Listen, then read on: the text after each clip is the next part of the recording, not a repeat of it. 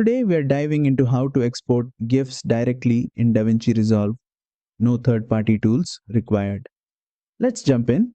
Start by adding your video to the timeline and making any necessary edits.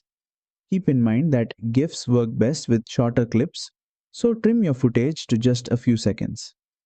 Once you are ready to export, head over to the Deliver page at the bottom of the screen. In the Render Settings panel on the left, make sure Export Video is checked. Under the Format drop-down, select GIF. Once you choose GIF, the codec will automatically switch to Animated GIF.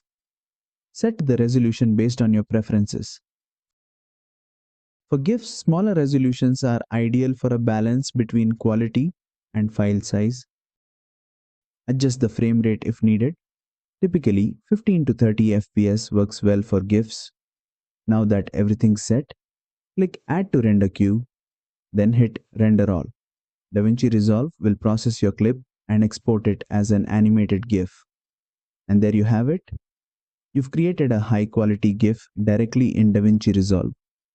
If this tutorial was helpful, don't forget to like, subscribe, and hit the bell for more quick and easy DaVinci Resolve tips.